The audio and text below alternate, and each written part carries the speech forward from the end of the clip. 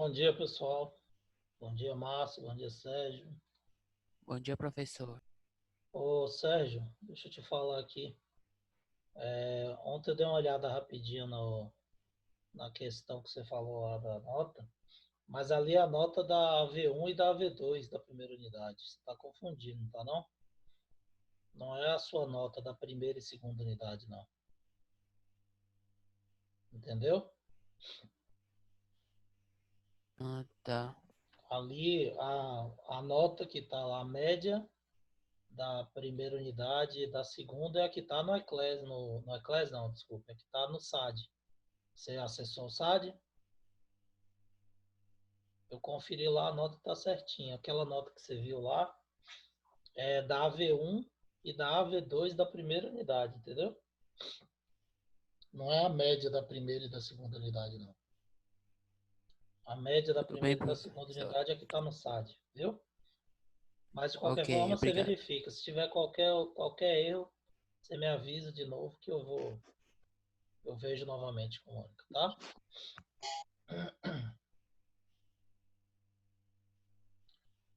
Bom dia, pessoal. Bom dia a todos. Como é que estamos de frio? Muito frio aí. Até eu que sou gordo não sinto frio. Hoje eu tô com blusa de frio que eu não tô aguentando. O negócio tá feio. Muito frio mesmo.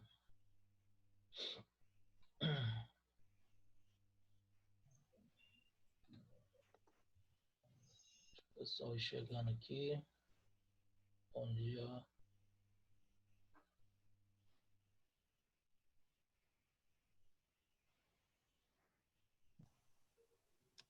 Pronto. Beleza.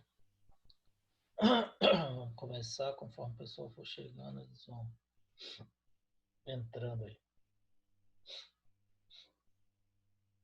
Deixa eu ver se tem mais alguém aqui. Natália tá entrando. Pronto. Vamos lá. Meus queridos, é o seguinte. Ontem nós falamos para vocês sobre os princípios de propagação da luz, tá? Então falamos da propagação retilínea da luz, vou relembrar aqui rapidinho. Ou seja, a luz se propaga sempre em linha reta, a luz não faz curva, tá? Bom Então não... dia, Carlos. Bom dia, Duda, tudo bem? Tudo. Joia. Bom dia, pessoal. Bom dia. Tem mais gente entrando aí. Paulo, bom dia. Bom, então é o seguinte, a luz, ela não faz curva, tá? Ela se propaga sempre em linha reta. E é uma das principais características da luz, tá? Isso é comprovado através da formação de sombra, de dia e de noite, né? De campo visual, de projeção de imagem e formação de imagens. Então, tudo isso evidencia que a luz propaga de forma retilínea, tá? Primeiro princípio. Segundo princípio, o princípio da reversibilidade dos raios luminosos. Reversível, reverso, é aquilo que vai e volta, tá? Então, se os raios são reversíveis, imagine que o olho do observador está aqui visualizando esse espelho. Quando o raio de luz bate no espelho, ele visualiza a imagem desse outro, que está na mesma direção do espelho anterior, e visualiza que a luz emitida pela lanterna. Então, o raio que saiu da lanterna, tocou nesse espelho, refletiu nesse, reflete depois do desvio no olho do observador. Se você colocar uma lanterna aqui no olho do observador e apontar para o espelho, o que vai acontecer? O raio de luz vai sair da lanterna, tocar nesse mesmo ponto, refletir nesse mesmo ponto aqui do outro espelho e voltar para essa região onde estava a fonte inicial. Então, os raios são reversíveis.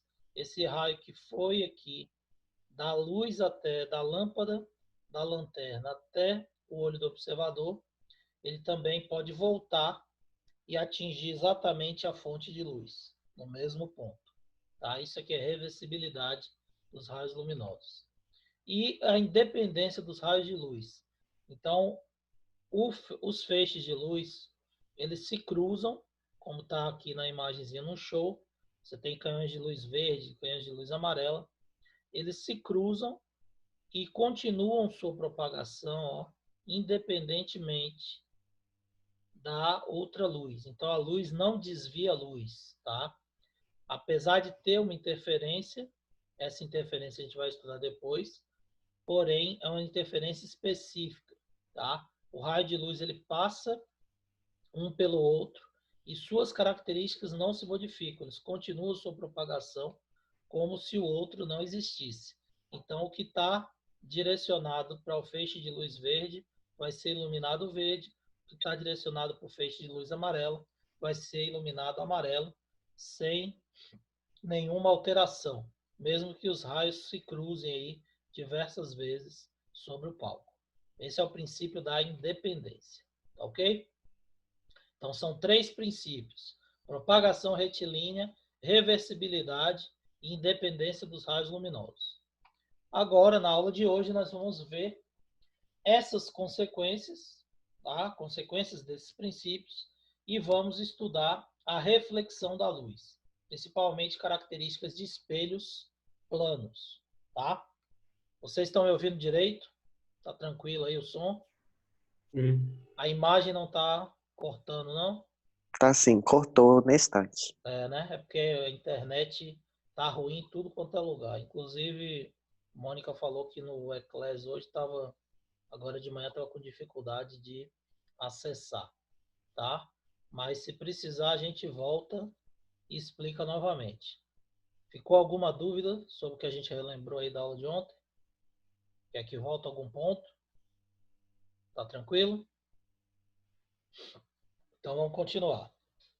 Bom, consequências dos princípios de óptica geométrica.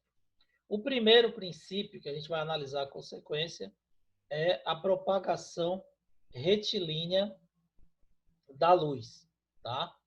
Que é justamente a formação de sombra e de penumbra. Bom, se você tem uma fonte de luz, e essa fonte de luz é uma fonte pequena, que é uma fonte pequena, a gente classifica de fontes pontuais ou pontiformes. Então, quando vocês virem esses termos, tá? Pontuais ou pontiformes, isso é uma característica de um feixe de luz pequeno, em um único ponto, tá? Então, fonte de luz pontual ou Professor, pontiforme. tá verde a tela. Oi? Travou? A tela tá verde. Uhum. Ficou verde? Peraí, só um minutinho. Peraí que eu volto. Pronto. Saiu. Voltou? Beleza. Sim. Ó, só um minutinho aqui, deixa eu só responder aqui a 2 perguntas rapidinho aqui. Cadu está perguntando aqui qual a cor do espelho. O espelho, Cadu, ele é uma placa de vidro revestida por uma camada de prata. Então ele é prateado, tá? Porque ele é pintado mesmo. O vidro transparente ele é pintado com a tinta com partículas de prata. Então ele fica prateado, como uma bandeja de prata embaixo de uma placa de vidro, tá? E Ludmila está perguntando aqui, o nome do assunto é continuação de princípios de propagação, reflexão de luz, tá? E até espelhos planos, a gente vai ver hoje. Então, a parte principal é reflexão de luz dessa aula de hoje, tá? Mas a gente ainda está terminando aqui os princípios de propagação da luz, as consequências desses princípios. Beleza? Tudo tranquilo aí? Vamos continuar? Então, vamos lá. Bom, então é o seguinte, se a fonte de luz for pequena, for pontual ou pontiforme, ela vai produzir apenas sombra de um objeto que for relativamente grande, tá? Então, maior do que ela vai produzir uma sombra. Então, observe que você tem aqui uma placa, tá? Um obstáculo qualquer. Esse obstáculo é circular. E aí você tem uma fonte de luz pontual, que seria uma chama de uma vela, por exemplo. A lâmpada ou uma chama de uma vela emite uma fonte de luz pontual. Então você vê que o raio de luz, por se propagar de forma reta, ele não vai conseguir contornar essa circunferência. E se ele não contorna essa circunferência, o que vai acontecer? Atrás dessa esfera vai ser projetada a sombra dela, já que a luz não consegue atravessar por ser um corpo opaco. Então, a sombra dessa circunferência vai ser projetada na parede aqui, que a gente chama de anteparo. Então, você tem a sombra circular desse obstáculo, desse corpo circular, dessa circunferência, certo?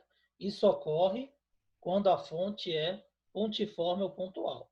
Então, ela vai produzir a sombra do objeto, porque a luz vai se propagar em linha reta. No entanto, nós podemos ter fontes de luz extensas. Então, imagine que eu tenho aqui um refletor, que eu tenho uma lâmpada comprida que está emitindo infinitos raios de luz. Então, eu vou ter uma fonte agora que não é pontual, nem pontiforme, é uma fonte extensa. Se a fonte de luz for extensa, para essa mesma esfera, ela vai produzir uma sombra e vai produzir uma penumbra também, tá? O que seria a penumbra? A penumbra seria aquela sombra mais clarinha que aparece quando você tem uma intensidade de luz muito grande. Então, você tem a sombra, que é aquela região mais escura, e você tem uma região que está sendo projetada escura também, mas é menos escura do que a sombra. Então, ali seria a penumbra, tá? Isso ocorre quando você está, por exemplo, do lado oposto da luz, em uma parede branca. Se você colocar a mão, você vai ver a projeção da sombra da mão, mas tem uma região ao redor que você tem também um sombreamento mais claro, e esse sombreamento mais claro é o que a gente chama de penumbra, tá? Isso ocorre por quê? Porque como você tem uma fonte que é extensa, geralmente ela é maior do que o obstáculo, ela vai emitir vários raios de luz, e esses raios de luz, uma parte vai ser impedida de atravessar, formando aqui a sombra, que são esses dois aqui superiores, esse superior e esse inferior aqui, que vai formar a sombra.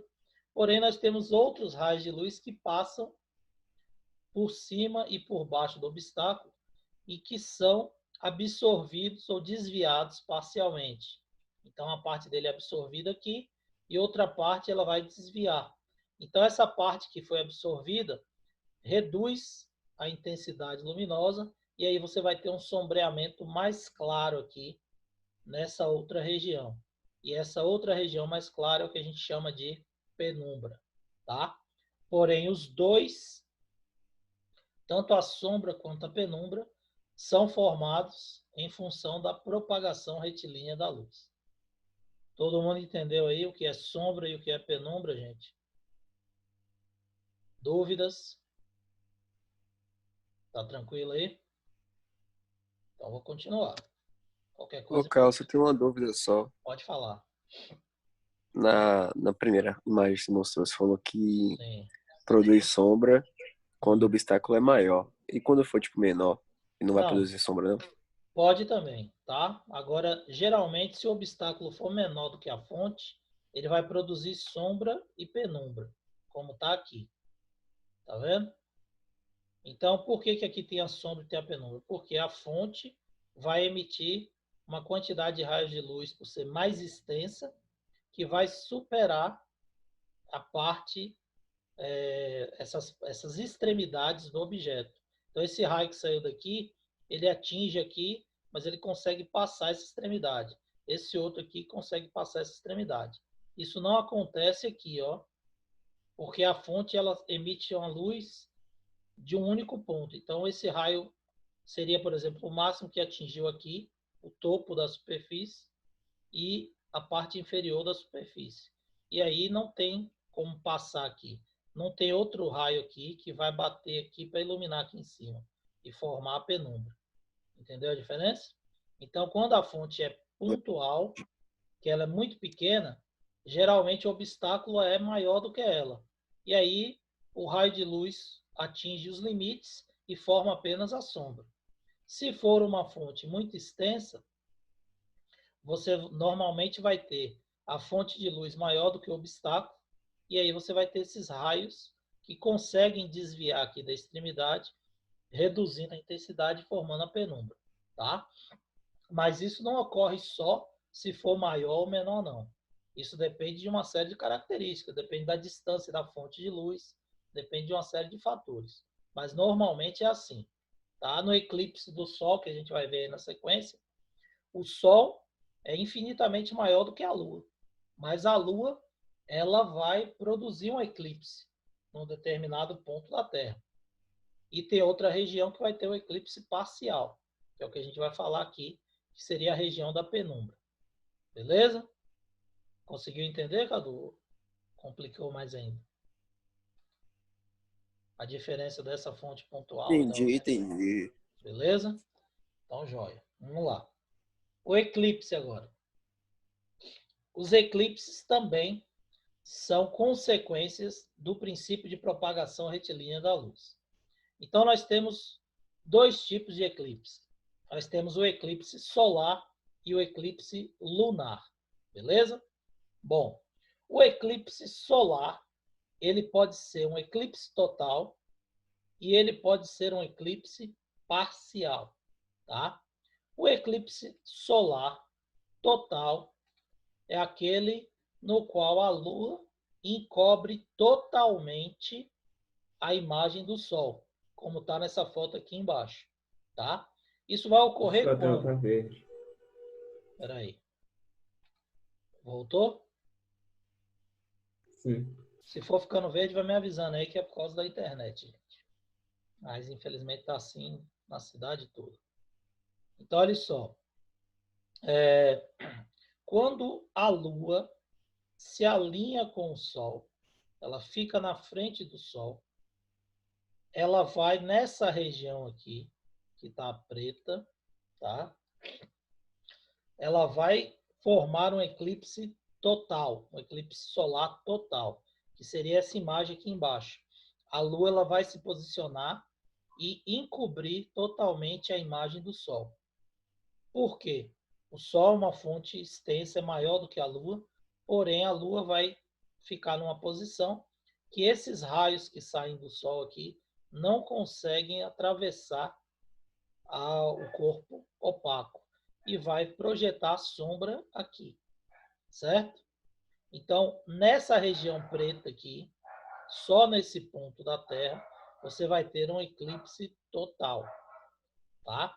No mesmo momento, como o Sol é uma fonte extensa, existem outros raios de luz, ó, que saem e atingem a extremidade, são absorvidos parcialmente e tem um desvio. Consegue atingir a superfície da Terra. Então, essa região cinza aqui, esse círculo cinza aqui na superfície da Terra, vai ser uma região onde as pessoas vão observar um eclipse parcial, que seria isso aqui. A Lua encobre o Sol, porém você consegue ver ao redor da Lua parte da luz do Sol que vai atingir esses pontos, que são exatamente esses raios aqui. É como se aqui de preto fosse a sombra da Lua e essa região do eclipse parcial correspondesse à penumbra da Lua. Bastante parecido com essa situação aqui. Tá vendo? Sol seria a fonte extensa, a Lua, a sombra da Lua e a penumbra.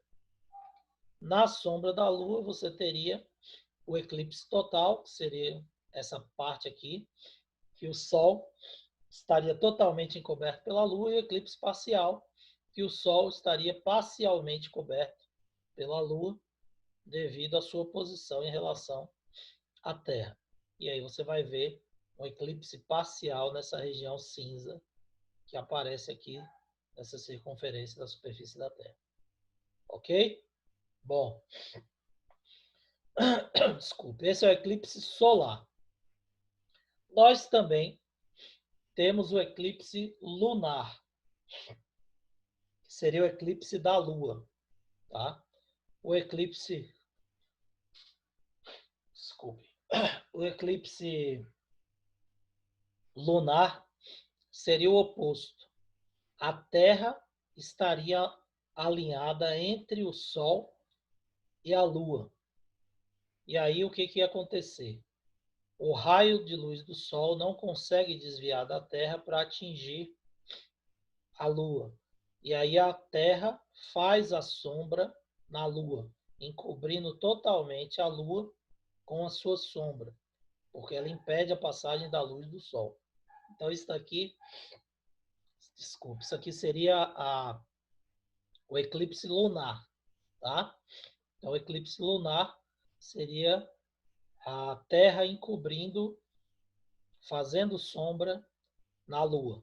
Porém, a Terra, vocês sabem que é maior do que a Lua. Então, a sombra, a região de sombra que a Terra vai formar vai ser maior do que a Lua. E aí, você tem essa região cinza aqui que a gente chama de cone da sombra.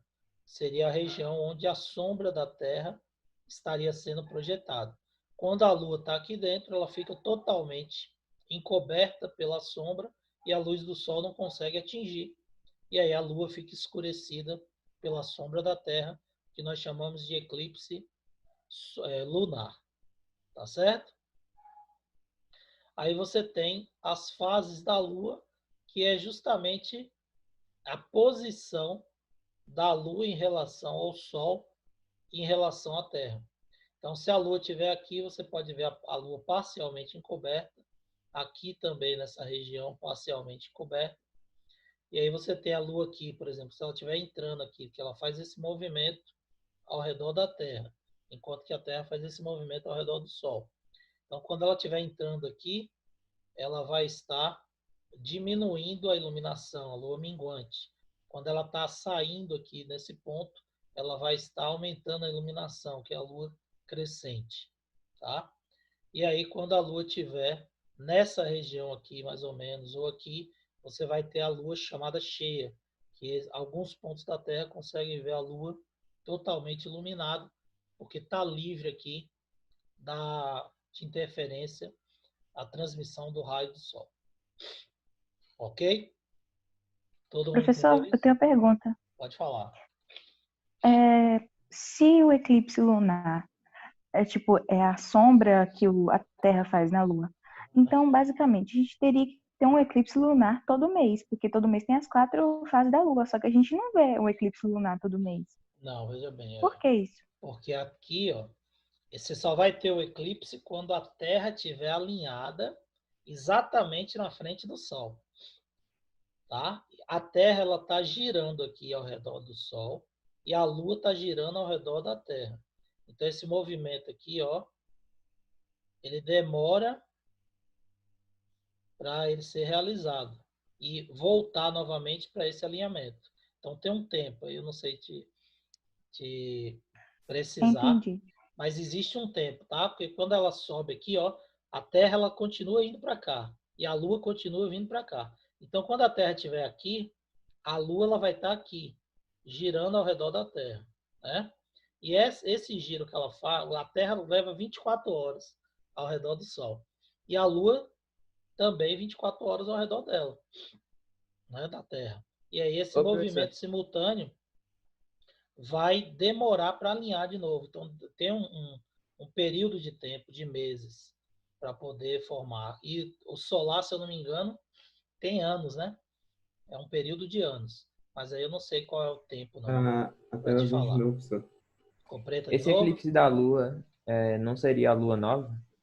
Como?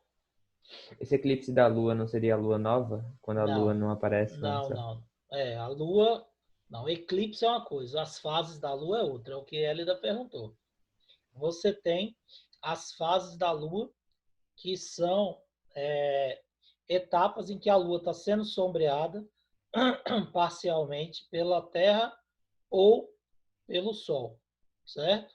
E o eclipse é quando ela está totalmente encoberta, igual está aqui, ó. Ela fica completamente na frente da Lua, na frente do Sol, desculpe, ou completamente atrás da Terra. Isso é eclipse. Eclipse é quando a imagem é encoberta totalmente pela sombra do outro. As fases não, as fases você tem um sombreamento parcial e aí, conforme ela vai mudando de posição, você vai vendo uma região mais iluminada ou menos iluminada ou totalmente iluminada, que vai dar a fase da Lua. Entendeu a diferença? Quem perguntou aí foi Arthur. Foi. Das fases, entendeu, Arthur? Eclipse é quando ela está totalmente encoberta. Olha a imagem aqui do eclipse, ó. Isso não é fase da Lua, não, tá? Isso daqui é quando você tem o sombreamento por causa do alinhamento do Sol, da Terra e da Lua. Isso é que é eclipse. As fases não se configuram dessa forma, não. Tá? Entendeu a diferença? Entendi. Beleza. Pronto? Então vamos lá. A mesma coisa ocorre na formação de imagens, tá? Esse é o princípio que deu origem à câmera fotográfica, tá? Que é o mesmo princípio do olho da gente, do olho humano. Como a luz se propaga em linha reta e você tem só um ponto onde essa luz vai passar, esses raios vão inverter e você vai ter a projeção da imagem atrás da caixa. Então, isso daqui é uma caixa escura, tá? Aqui, nessa caixa, você tem um orifício pequeno e aqui você coloca um objeto AB qualquer, uma reta aqui representada na figura. Como a luz se propaga em linha reta, o raio de luz que saiu da fonte, que está aqui atrás, tocou na extremidade A do objeto. Ele percorre uma linha reta, passa pelo orifício, continua reto e bate aqui, no ponto A' do fundo da caixa. Da mesma forma, o raio de luz que sai de B toca na parte inferior, se propaga retilíneo, passa pelo orifício, continua se propagando e atinge o ponto B' aqui, certo?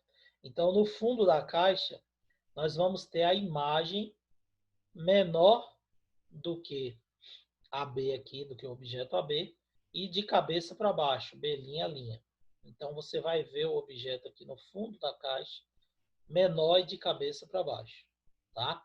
Esse princípio de câmera escura é o princípio de formação de imagem, tanto do olho humano, quanto o que foi utilizado na câmera fotográfica, câmera antiga, aquela câmera que nós tínhamos com filme fotográfico, não é da época de vocês, não, mas era uma câmera que você colocava um filme, um rolo de filme, e aí você tinha aqui uma lente, quando você clicava o botão, essa lente abria, a luz entrava e registrava a imagem do objeto aqui no filme que ficava dentro da máquina. Depois você tirava o filme e levava nas lojas especializadas, até óticas, para poder revelar esse filme. Tá? Hoje em dia não, que é tudo digital, o sistema é diferente. Porém, nós ainda temos o olho humano, nosso olho, que é utilizado diariamente e a gente enxerga dessa forma. Então, se eu coloco o objeto aqui na minha frente, quando eu olho para o objeto, o raio de luz passa pelo globo ocular aqui, atravessa o globo ocular, penetra no cristalino, que é essa parte onde a gente tem a íris, tá? Passa pela pupila, a linha reta, e bate na retina, que está no fundo do olho, e forma a imagem invertida. Essa retina está ligada ao nervo óptico, e esse nervo óptico manda o sinal para o cérebro, que faz instantaneamente a reinversão. E aí nós vemos a imagem em posição normal. Mas aí já é uma teoria que existe, que a gente não sabe, né? Não sei lá se é realmente isso que acontece ou se a gente está realmente de cabeça para baixo, vendo tudo de cabeça para baixo. E se a gente está inserido num ambiente de cabeça para baixo, para a gente vai ser normal, né? Então, existem essas teorias, mas considerando que o objeto está AB aqui para cima, quando ele bate no fundo do olho, ele vai virar BA, B a linha, B' a linha, de cabeça para baixo. Como nós estamos enxergando na posição normal, de cabeça para cima, então é porque o cérebro faz essa reinversão. Tá ok? Bom, a relação matemática disso aqui, ou geométrica, é que são proporcionais. Então, a altura do objeto é proporcional à altura da imagem, assim como a distância do objeto vai ser proporcional à distância da imagem. Então, se eu pego a altura da imagem sobre a altura do objeto, ela vai ser igual à distância da imagem sobre a distância do objeto. Ou seja, se eu aproximo o objeto, eu aumento o tamanho da imagem. Se eu afasto o objeto, eu diminuo o tamanho da imagem. Porém, elas são proporcionais às distâncias e à altura que nós colocamos. Então, se eu quiser calcular a altura do objeto, da imagem, desculpe, formada, eu tenho a altura do objeto, a distância que o objeto está do orifício. Se eu calcular ou souber a distância do orifício ao fundo da caixa, eu posso calcular a altura da imagem. Certo? É só fazer uma proporção ou uma regra de 3. HI sobre HO é igual a DI sobre DO. Ou I, que é a altura da imagem, sobre O, que é a altura do objeto, é proporcional a DO, que é P, P', DI sobre P, que é DO. DI sobre DO. HI sobre HO, DI sobre DO. Ou você pode colocar HO sobre HI, DO sobre DI, tanto faz. É uma proporção. Beleza? Bom, aí um exemplo prático. Estou achando que o tempo aqui não vai dar para a gente chegar em espelhos, não, mas não tem problema. Na próxima aula a gente continua e entra na parte de espelhos. Determinação da altura de objetos por semelhança de triângulos. Então, nós falamos que o raio de luz se propaga sempre em linha reta. Então, luz não faz curva. Tá? Se a luz não faz curva, imagine que você tem um edifício e um garoto. Estão na mesma rua.